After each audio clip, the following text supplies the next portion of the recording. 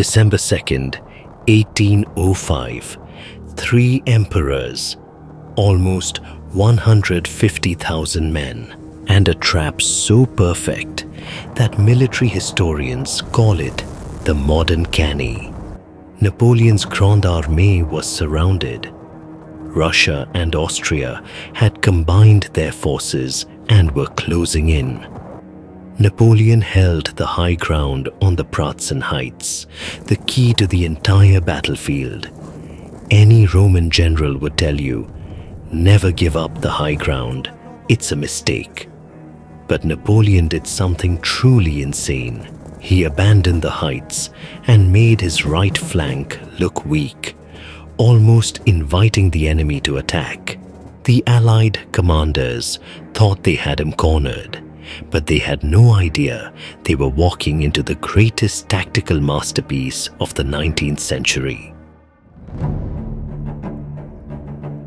Battalion! Вперед! At 7 a.m., the trap was triggered. The Allied offensive roared to life. General Buxhowden led a massive force of 42,000 men, divided into columns, descending from the high ground of the Pratzen Heights.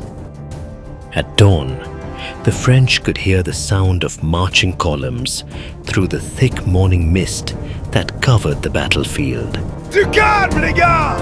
Gardez le cap! Bataillon! Aye!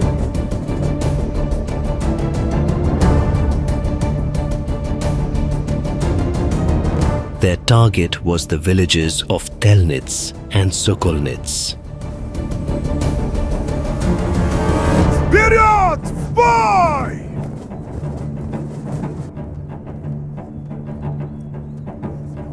With only 2,400 Frenchmen, they were about to face an onslaught by more than 30,000 Allied soldiers. Держать строй! Фе! Ура, братцы!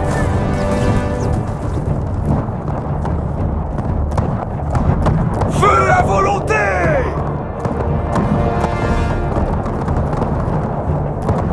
Continuez à tirer!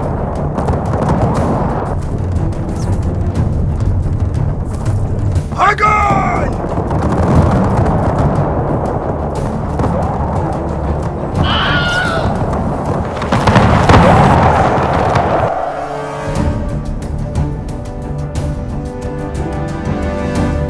En joue! Tirez!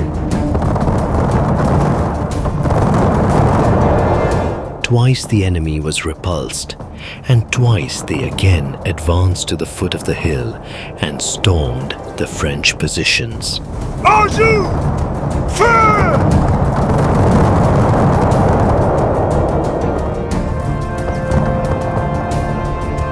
Огонь!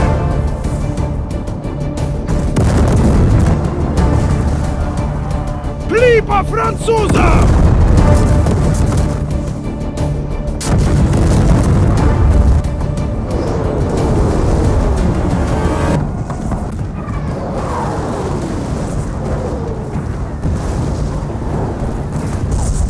Стрелять по готовности!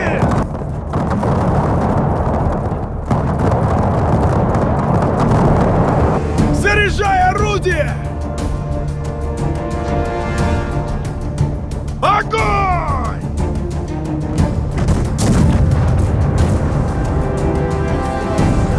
To defend!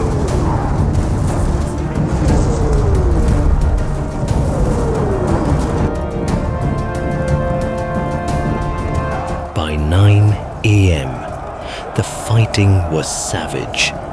Telnitz fell to the Russians. The French right was buckling, but the Allies had walked into a meat grinder. Just as the line threatened to break, the Iron Marshal, Davout, arrived with his Third Corps.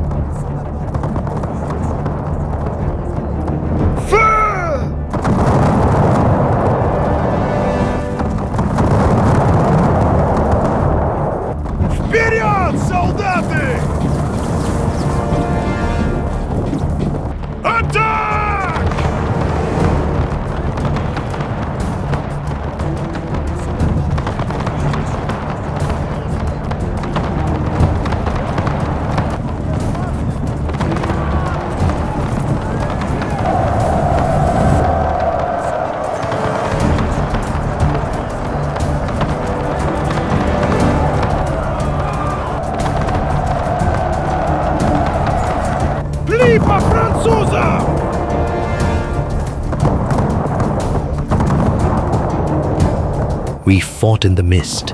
We held the village, lost it, and retook it 3 times. The ground was slippery with mud and blood.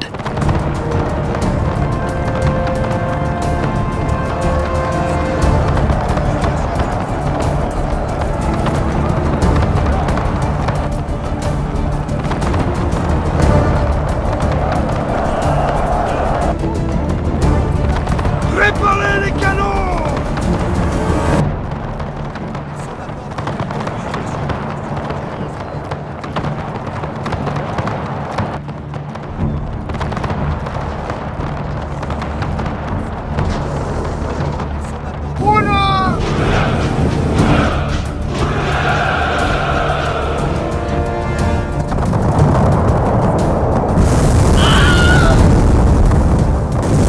The ranks melted away.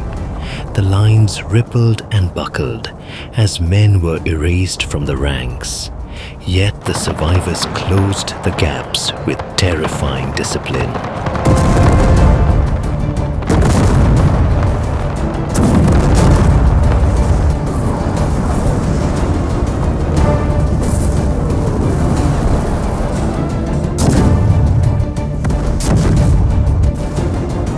The sky turned black with smoke.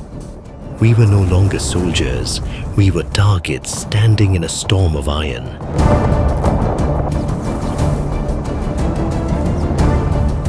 Отступаем!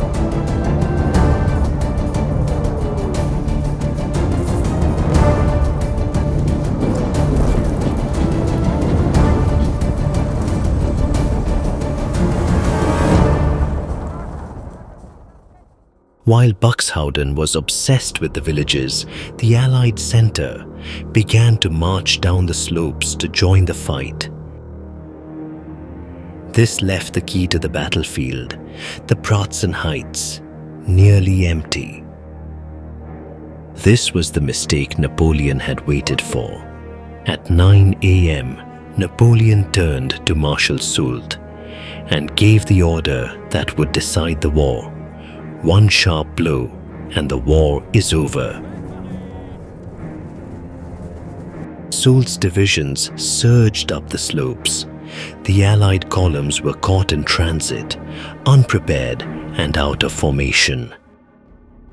The initial French light infantry was repelled by accurate Russian gunfire at the village of Pratzen, marking the beginning of the intense fight for the Pratzen Heights.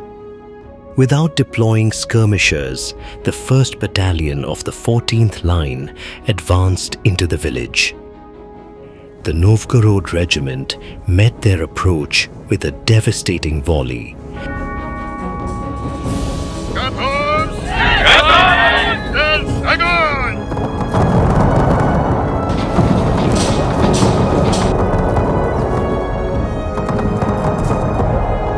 The crackle of musketry grew into a single, continuous roar.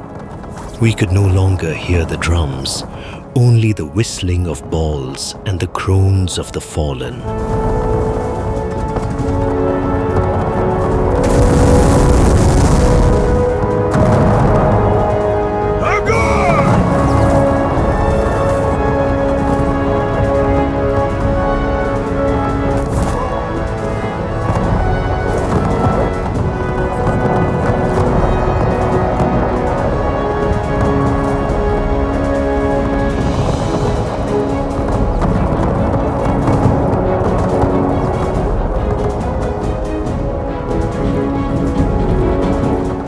The French line retreated from the village and was rallied by the commander of the 36th Line.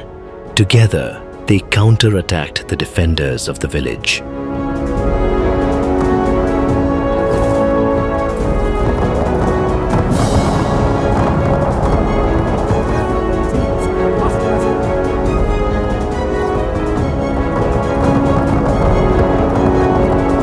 The bayonets lowered, a hedge of steel gleaming through the gloom. The order to charge was a relief, an escape from the passive horror of standing still under the hail of bullets.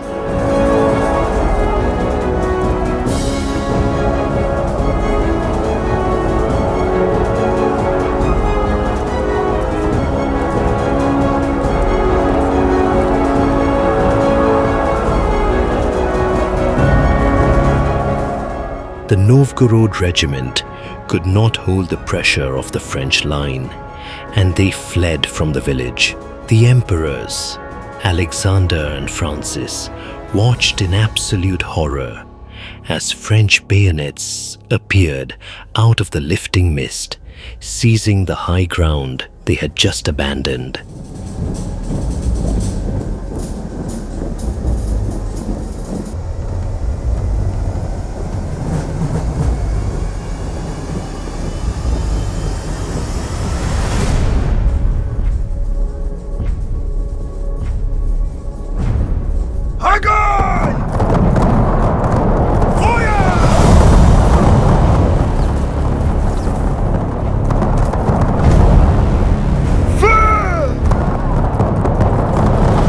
A wall of smoke descended, blinding us. We fired into the grey nothingness, guided only by the orange flashes of the enemy's muskets.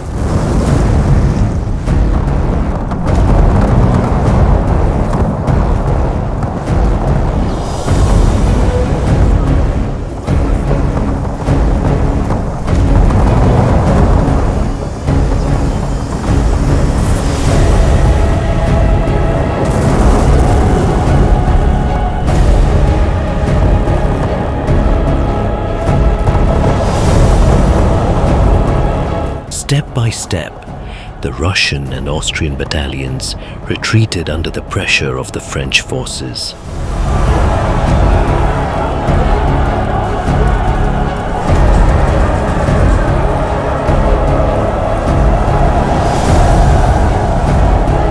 The batteries worked with a grim mechanical efficiency, methodically tearing the heart out of the approaching regiments.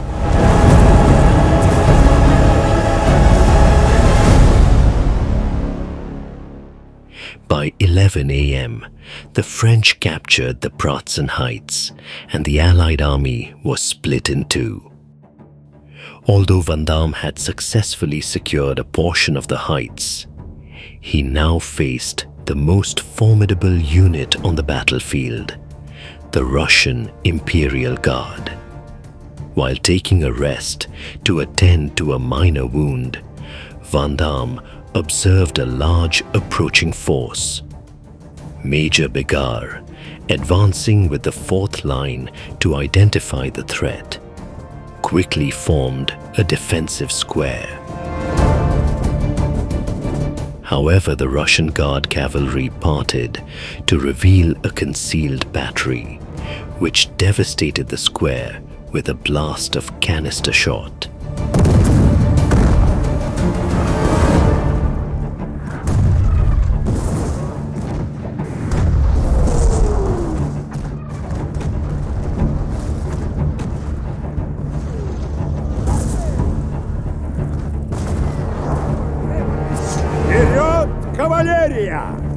Constantine's cavalry immediately followed up with a charge. Formez un carré et préparez-vous à la défense. Feu!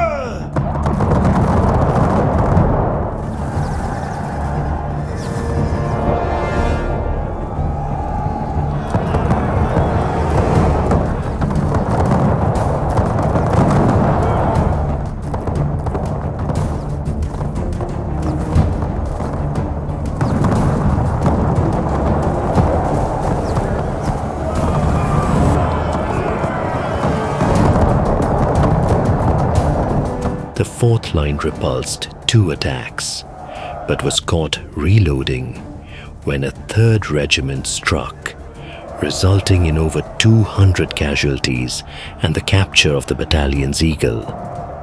Napoleon arrived at the battlefield and saw fleeing French infantry. He committed his own guard cavalry with chasseurs and Mamelukes against the Russian Guard. Vive l'empereur!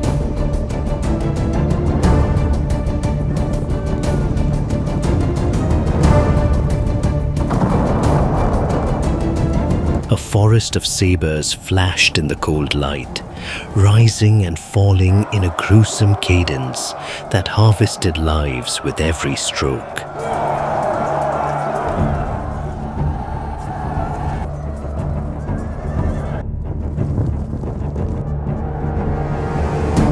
The air was filled with the sharp clang of steel on steel and the high-pitched screaming of wounded horses that tore through the din of battle.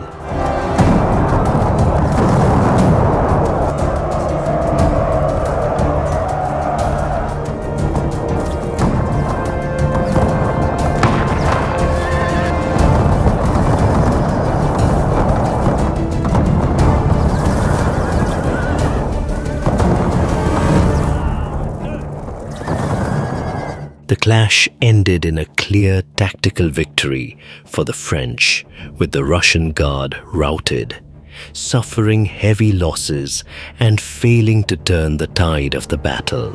On the northern flank, the forces led by Bagration and Lannes were involved in a prolonged fight. Murat's cavalry and Lannes' corps were instructed to engage and hold Bagration, thereby preventing any potential reinforcement of the Pratzen Heights by the Russians. Bagration led the Allied right, comprising roughly 17,000 to 20,000 men, with strong cavalry and artillery support. Lannes advanced his infantry against Bagration's line infantry and Jaegers, who fought stubbornly along the road, particularly near Blasowitz and Krug, exchanging volleys and counterattacks amidst heavy artillery fire. Bagration sent his cavalry to occupy the village of Sokolnitz and to envelop the enemy from the north, but Lannes's cannons met them. Préparez les canons! Tirez!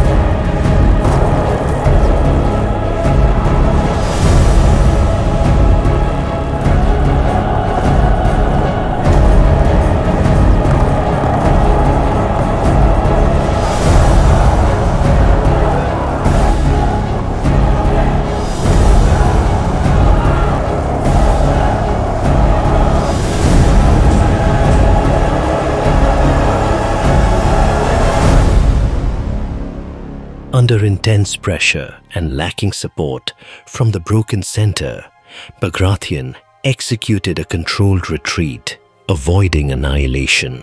With the center broken, the trap snapped shut.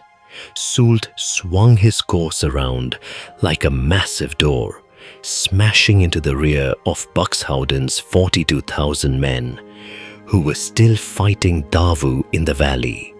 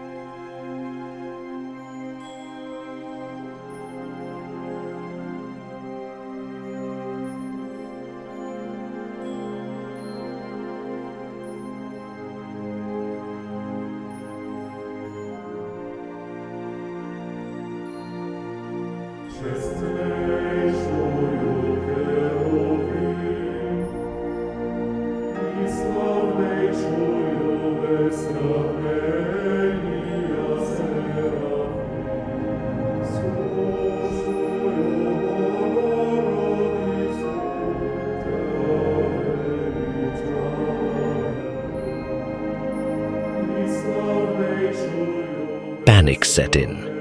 Surrounded on three sides, the Allied left collapsed. Thousands of terrified soldiers fled toward the only escape route available, the frozen Satschan ponds. Napoleon, watching from the heights, ordered his artillery to lower their sights. They were not aiming for the men, but for the ice beneath their feet. The cannonballs struck the frozen surface, shattering it. The toll was catastrophic. The Allies lost approximately 27,000 men killed, wounded, or captured. The French losses were roughly 9,000. The Battle of the Three Emperors had destroyed the Third Coalition in a single day.